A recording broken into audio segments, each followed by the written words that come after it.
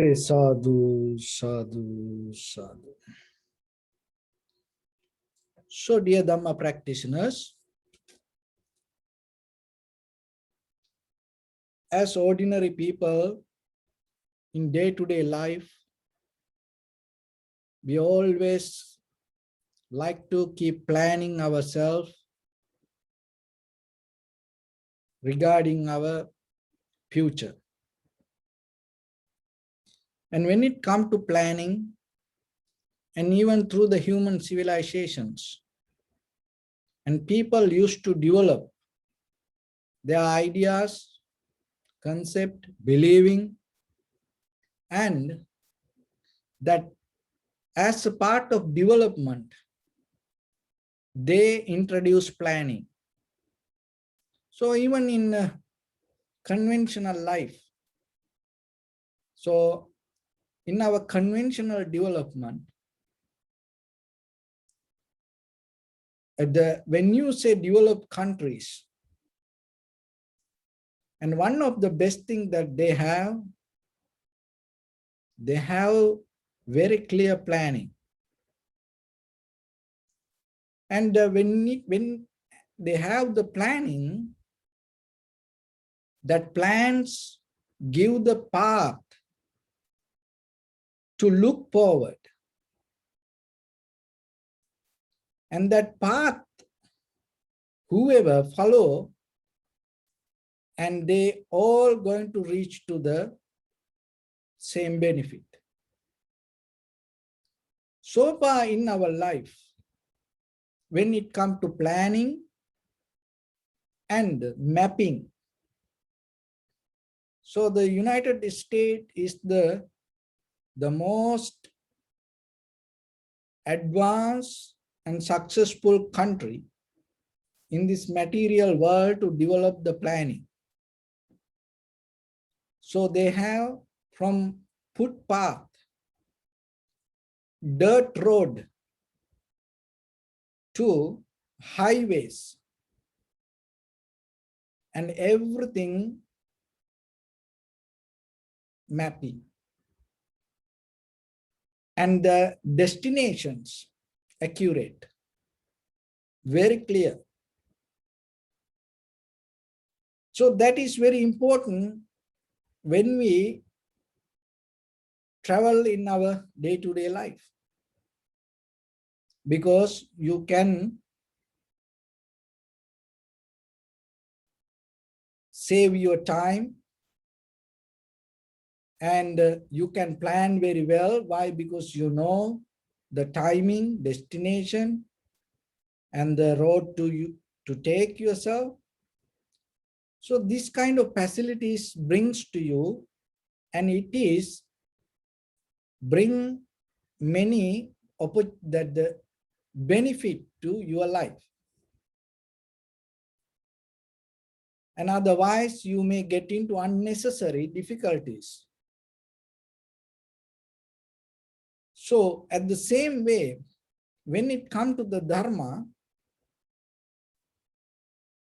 so the Buddha gave the real mapping, how you can develop your spiritual path.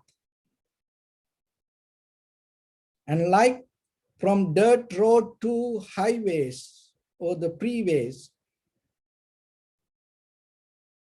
from your bodily, verbally action to your conventional level of ordinary life and to your spiritual level of life or the development, it very clearly shows you how you should work. So then it is very easy for you, more than any other time, to reach to your liberation. Only thing is, even though you have this all the facilities, it is up to you which path you want to take. What is the destination that you want to reach? So it is your choice. So then use this opportunity Why? Because that everything that we experience as life, even though you don't see, it's moment by moment evaporate, losing, disappearing from us. So as you know, even in this physical body, day by day, in the very surface level, skin we lose, muscles we lose, bones we lose, hair we lose, teeth we lose, hearing we lose, eyesight we lose, mobility we lose, the balance we lose. And sometimes that all these properties we lose, vehicles, that all the asset we lose. We are in a way, even though we see kind of like we are in a way to gain things, we are in a journey losing things. And sometimes in this journey of losing, only option you have, not to lose your awareness.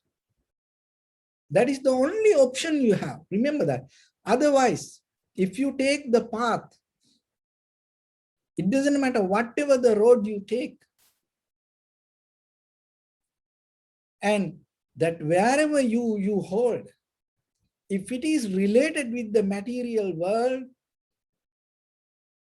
and always you're going to end up losing things. That losing is very dangerous. Why? Because finally, if you hold it to that kind of life, it not going to lose itself. When you attach to this world or even the material world, conventional life, when the things lose, it's not going to lose itself. It's going to lose holding your mind, and end of this, you losing your mind also. So that's why, and sometimes you losing your awareness. You're losing your understanding. It is just not the losing of your mind. It is that because it happened as a result of you hold it to something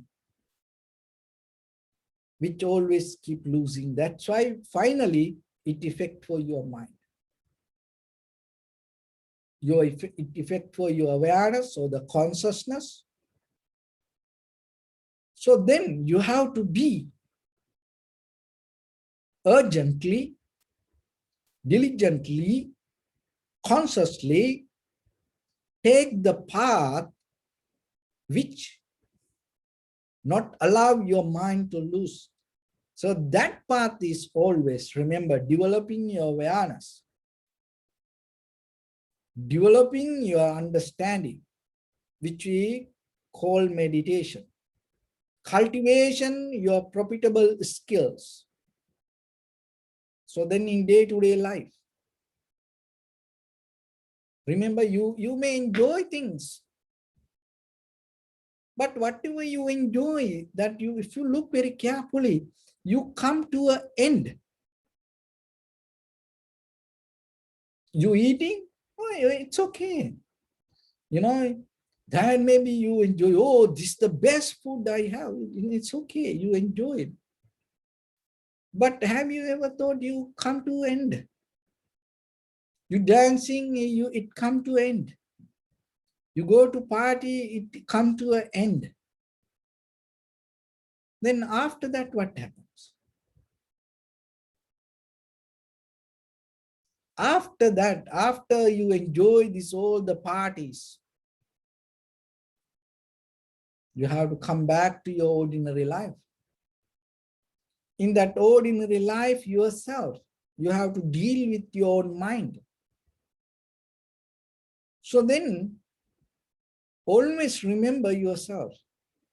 So whatever you interfere with, this conventional world, finally you have to look how profitable it is and how it going to bring the good result to you. That good result always not the moment of satisfaction or the happiness. How much it help you to gain the awareness, the recognition, understanding. So then you have to be disciplined yourself. If anything available for you to interfere, but at the same time that interference lose your awareness, be careful. That interference disturb your understanding, be careful. So then we have a habitual pattern from the samsara, from the journey that we came. We came with some kind of habits to clinging to, grasping to, losing things. And as a result of that, what happening? And chapter by chapter, life by life, moment by moment, and we're losing deeply, unconsciously, we're losing our awareness. So you can build it. But if you don't have the intention to build that, it automatically, naturally, itself not going to happen. So the practicing meditation is a method that you come to a point to develop that. In that path, when you take this path, and from Buddha to all the enlightened masters, that where they end with this enlightenment, you also going to experience that. So then the very first thing that you have to do, remember, unlearning, that is a skill. That whatever that in our mind, for a moment, personally yourself, spend time to unlearn. So the meditation is a method that in the basic level, the foundation start with unlearning. So when that's why you come to the point to settle down with the primary mental object. So that primary mental object, not unseen, some kind of power or some kind of visualization. It is your own inhalation and exhalation. Or it is your own body. It is your own feelings. So when it comes to that, there is no doubt. There is no some kind of fear. Because your breathing, your body, your sensation, your thought, itself you. So settling down with yourself is the most comfortable place for you. So that's why there's no fear, there's no gap to have unbalance when you settle down with that.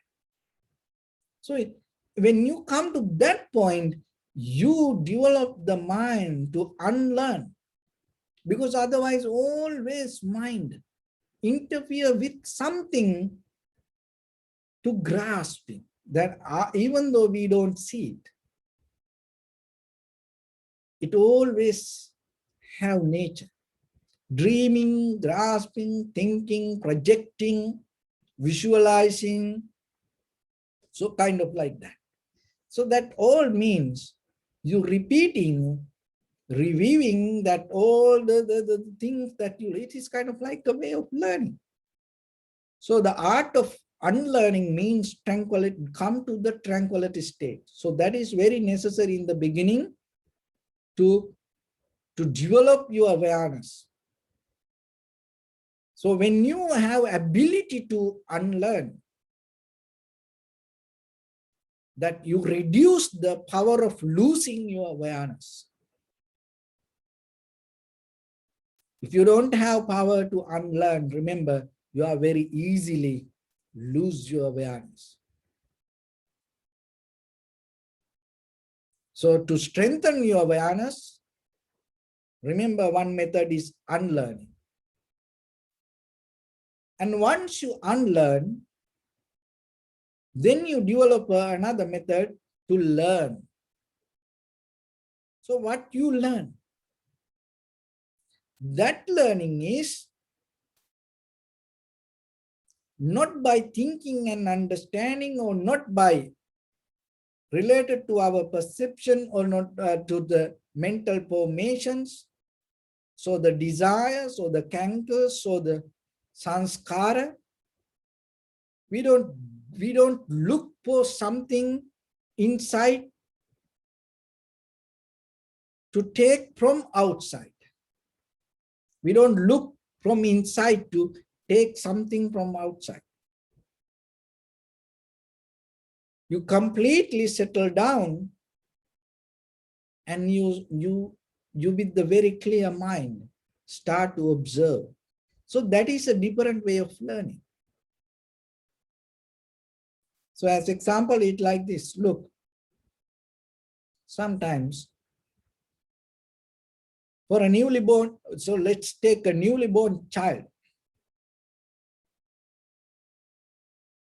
And newly born child, and little by little start to play with the toys. And maybe if you are a doctor, engineer, teacher, so whatever the subject you practice, you like, maybe you have the things around your house. And the child may be playing, it become the toys to that child. And then what happens? Little by little, child start to develop an interest with that toys. And then one day you may ask from child, who you want to be? And the child suddenly says something. I want to be a teacher. Oh, I want to be a doctor. I want to be a, oh, whatever. And then you think, oh, wow. So that child already take the path from inside, that whatever the influence that come with the sanskara, that means the memory, and then start to feel that memory from outside. So it is a repetition of the mind. So if you really learn, you will never get tired about it. You will never hate what you keep doing. So remember that whatever the subject you used to keep doing, it doesn't matter that in a conventional life, how valuable it is, how people respect for that. Even you are a monk, even if you are a spiritually, high priest, you are a doctor, you are an engineer, you are a teacher, you name whatever. Look yourself. In case one day, if you get tired about whatever you keep doing, and if you think this is enough, that means you took that path as a result of repetition, your sanskara. Why? Because the very nature of the sanskara, you lose it. You lose whatever the interest or the happiness or the success you gain. It's never going to fulfill you. One day you feel this is enough for me. Even the monkhood, you know that in the conventional life it doesn't matter whatever, but as you know, we have 3 steps: good, bad, good and bad. And once you can have a lay life, you recognize this is bad, and then you maintain a very good life. And then after that, even if you want to be the best in the spiritual life, you can become a monk. So then you take that path. So in that conventional level, becoming a yogi, guru, or the monk, you come to the very ascetic life. So that is a kind of like a spiritual success you gain in the material world. But still you can be tired. If it is come as a result of repetition of your thoughts.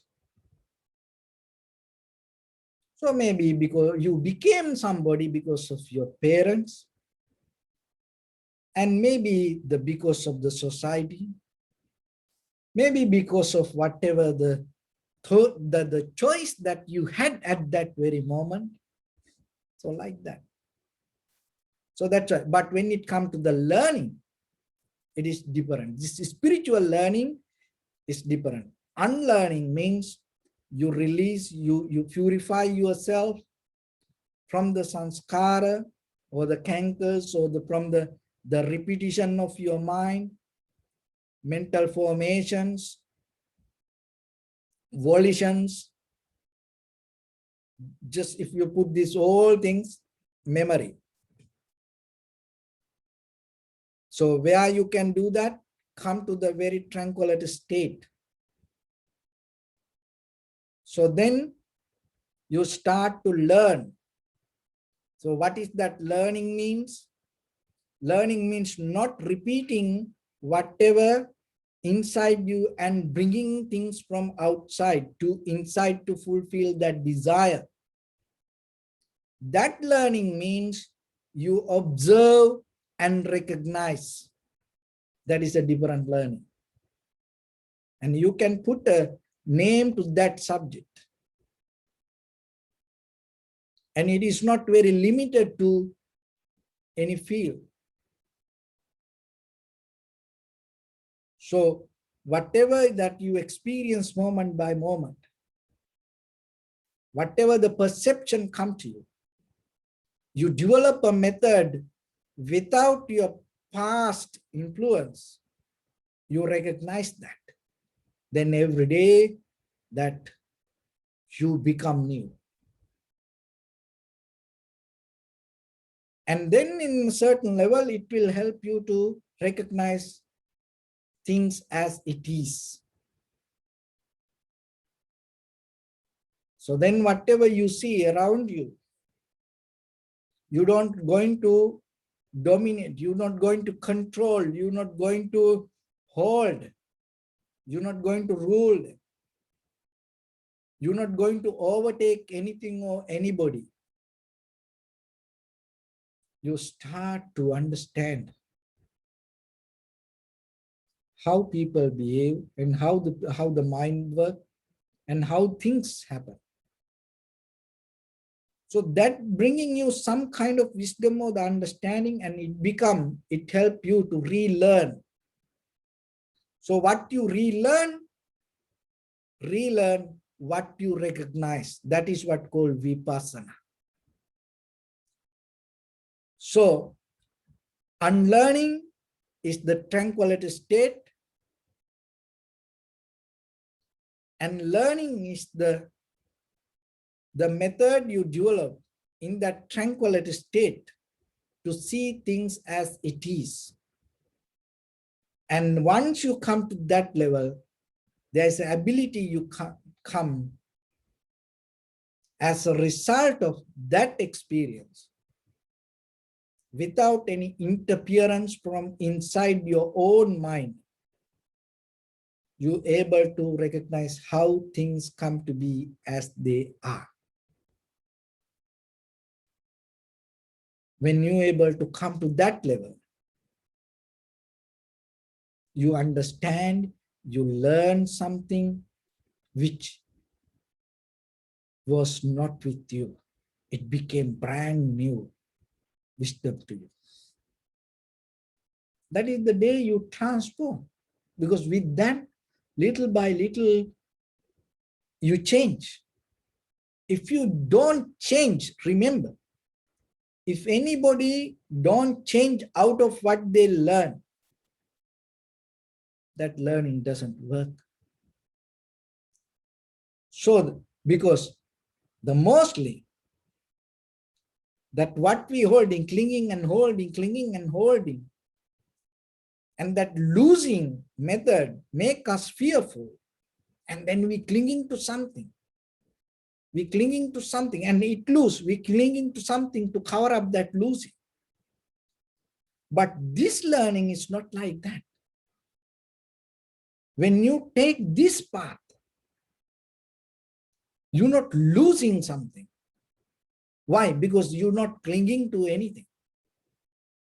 And that is where you really recognize the power of the mind. And as a result of that, you gain your awareness, the clarity inside you day by day. Even you lose your muscles, you lose your eyesight, you lose your hearing, you lose your teeth, you lose your inner organs, lungs, kidney, liver, you lose your legs, arms, your awareness becomes sharper, and clear. That is what you need. Why? Because as I mentioned, we all know, this everything we lose. So then remember yourself. Even though we maintain with the respect and the gratitude to this all the material and physical world, finally you have to come to a point to develop a method, unlearn inside, and then completely put something new, rather than putting something on the top of that what you know. Completely new. The Buddha's knowledge, the Buddha's wisdom, the Buddha's teaching. And then once you come to that, you develop a method to relearn. That learning comes from yourself, but that is not related to your memory, your sanskara. And that is where day by day, you bring the happiness, the satisfaction to yourself. Last but not least, I'll give a very simple example. You know the frog living in the lake, see the lotus every day. And maybe from the lotus leaves, it see how the lotus come every day. They are very close, day and night. Frog live with the lotus. And it has a very close relationship. Even the lotus, before it come out of the water, the frog used to see that. But once the lotus come out of the water and blooming, the fragrance, the bee come and take it. The ultimate, the result of the lotus is the fragrance. Who can take it? not the frog, but the bee. It invite for the bee. Bee take the honey, not the frog. So learning like this in this world, people go with many things in life. We learning, we invest our whole life to learn things. But look, end of that all, we losing everything.